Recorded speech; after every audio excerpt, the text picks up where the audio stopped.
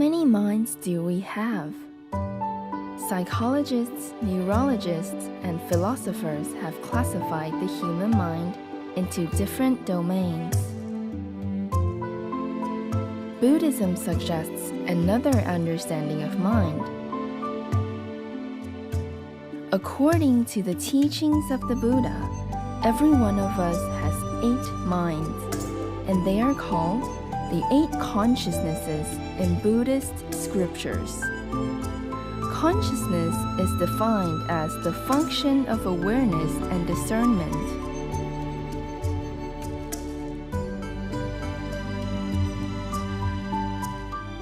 The eye consciousness differentiates colors and visual objects.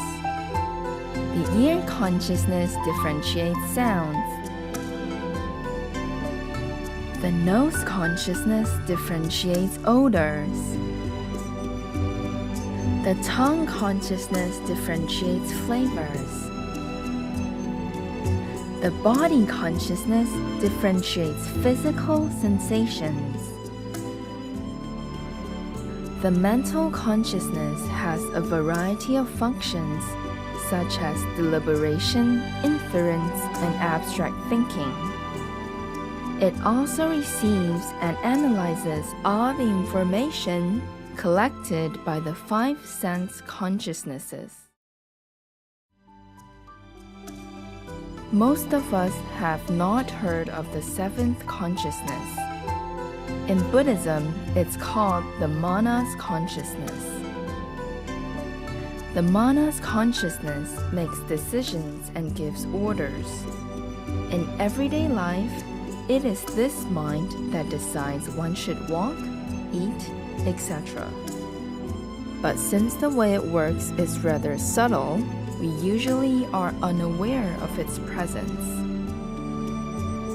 The 8th consciousness is known in Buddhism as the Alaya consciousness, the foundational consciousness, or the Buddha essence. It is like a powerful video recorder that records everything we do, yet we are totally oblivious to its existence.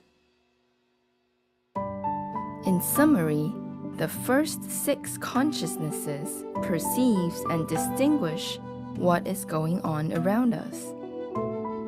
The 7th consciousness decides and gives orders regarding everything at all times. The 8th consciousness impartially records and stores an individual's every single action.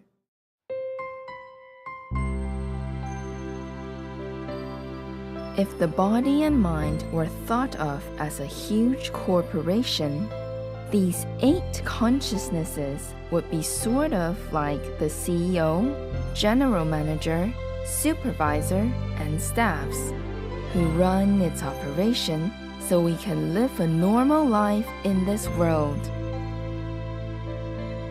Before the Buddha appeared, humans were not aware of the 8 consciousnesses. The general public and most religions believe that our thinking mind, the mental consciousness, is our soul and it can continue on after we die.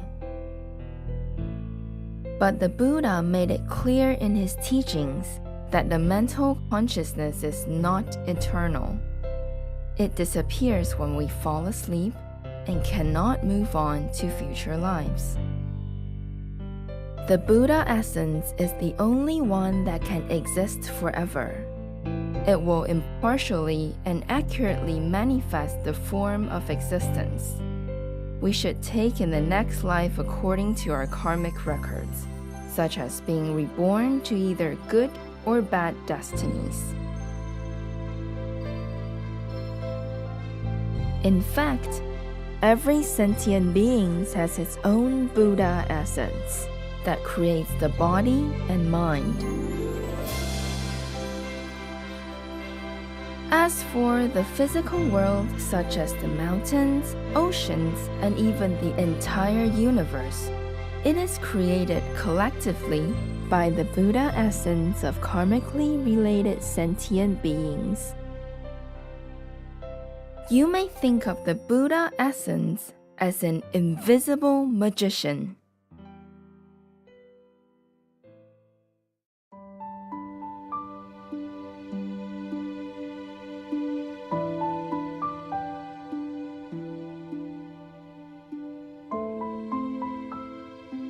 The Buddha taught us about the Buddha essence because he wanted us to understand the ultimate reality of our existence, so that we can free ourselves from miseries and sufferings. When we have found the Buddha essence, we can gradually unlock the miraculous power it possesses. Eventually, we can even acquire the complete and perfect enlightenment of a Buddha, and we will be able to take full control of our lives just like the Buddha.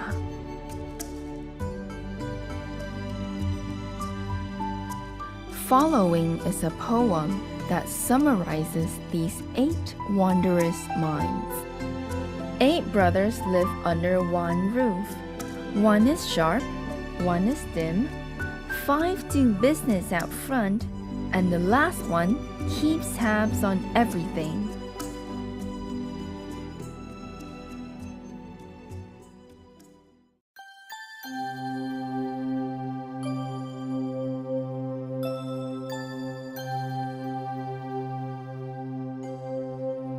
Written based on Xuanzang's doctrinal expositions, the 8 Wondrous Minds is meant to introduce the Buddhist doctrine of 8 consciousnesses.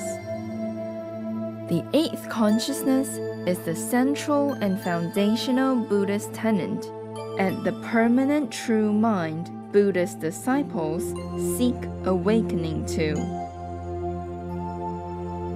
In Buddhist scriptures, it is also called the maturational consciousness, the immaculate consciousness, and the Tahagartagarbha. Chan Buddhism refers to it as one's original face before birth, one's native scenery, no mind, the mind that does not see, hear, feel, or know, the true mind, the diamond mind, Buddha, Dharma, etc.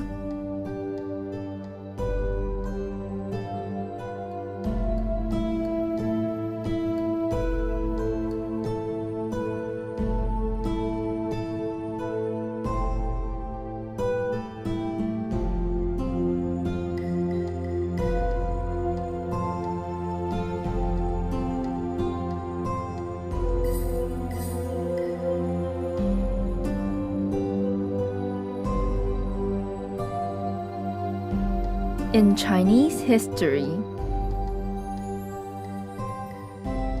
Xuanzang was one of the most illustrious Buddhist masters, who attained awakening to the 8th consciousness in his teens.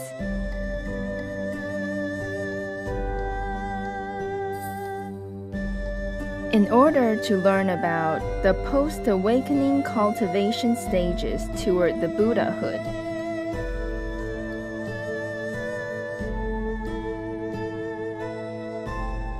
he took a perilous journey to India to see the original scriptures that shed light on this subject. One of the key Sanskrit texts he sought was the treatise on the stages of yogic practice.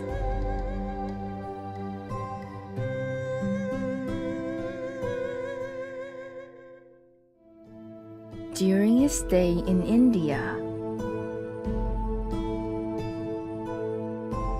King Harsha invited Xuanzang to host a public religious debate. With his remarkable eloquence, Xuanzang won the debate and made his name known throughout the 5 Indian kingdoms. He was honored as the deity of liberation, and the deity of Mahayana ultimate truth by Buddhists and heretics alike.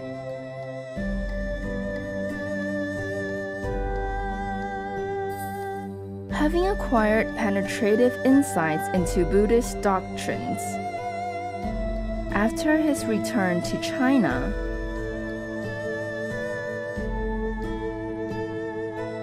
Xuanzang translated an enormous amount of Sanskrit scriptures into Chinese and authored the Chengwei Shilun and the verses delineating the 8 consciousnesses. To articulate the self-nature of the 8 consciousnesses.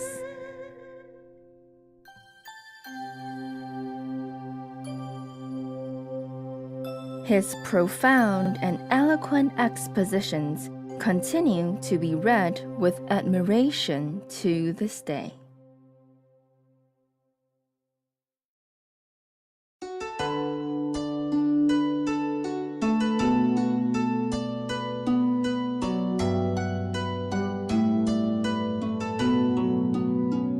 Xuanzang was not the only practitioner in Chinese Buddhist history to have awakened to the 8th consciousness.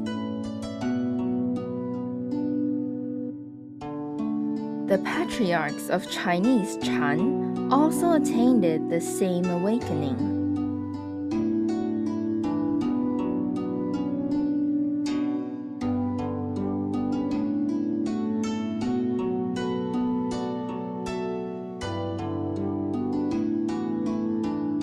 Bodhidharma affirmed the second Chan patriarch, Huike's awakening with the Lakavatara Sutra. The 5th patriarch, Hongren, verified the 6th patriarch, Huinen's awakening with the Diamond Sutra. Upon which Huinen exclaimed, "Who could have thought that the self-nature is intrinsically uncreated and unceasing? Who could have thought that the self-nature can give rise to all phenomena?"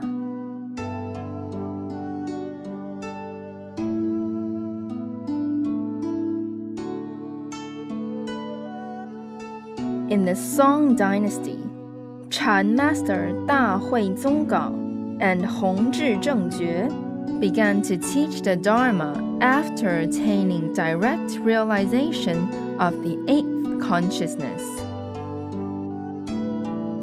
They respectively advocated the method of Kanhua Chan and Mo Zhao Chan.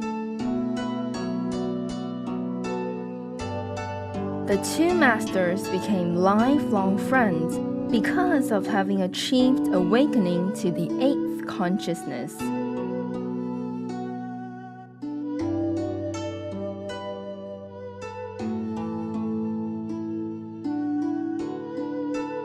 The 2 great masters of the Zhenan school in Tibet, Dopopa Sherab Yeltsin and Taranatha, also attained awakening to the 8th consciousness.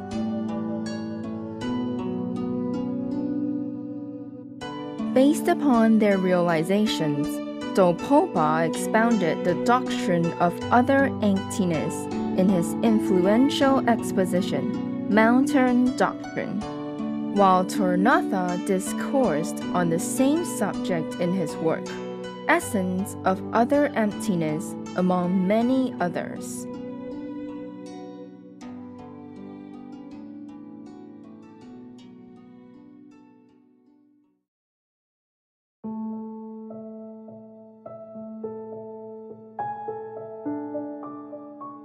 In contrast to the uncreated and unceasing 8th consciousness,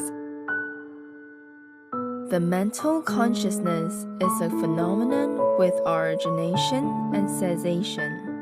The mental consciousness will cease during deep sleep, fainting, and absorption of non-perception, the absorption of cessation, and complete death. the mental consciousness does not come from a previous life and cannot persist to future lives. The sixth consciousness can only arise from the eighth consciousness in dependence on two necessary conditions: the seventh consciousness and the mental objects. These properties of the mental consciousness were affirmed by Buddha Sakyamuni and can be directly perceived by all enlightened persons. Moreover, the thoughtless and numinous awareness attained during sitting meditation is the state of the mental consciousness. Likewise, the union of bliss and emptiness realized during the sexual yoga practiced by Tibetan lamas is also a state of the mental consciousness. Beyond the fact the sixth consciousness can only arise from the eighth consciousness in dependence on the seventh consciousness and the mental objects. The seventh consciousness and the mental objects also arise from the eighth consciousness.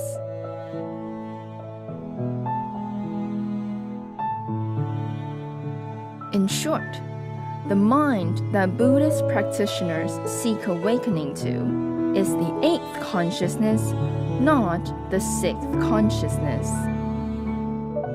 For this reason, those who refute the doctrine of eight consciousnesses and believe only in the existence of six consciousnesses can never achieve enlightenment within the three vehicles of Buddhist cultivation.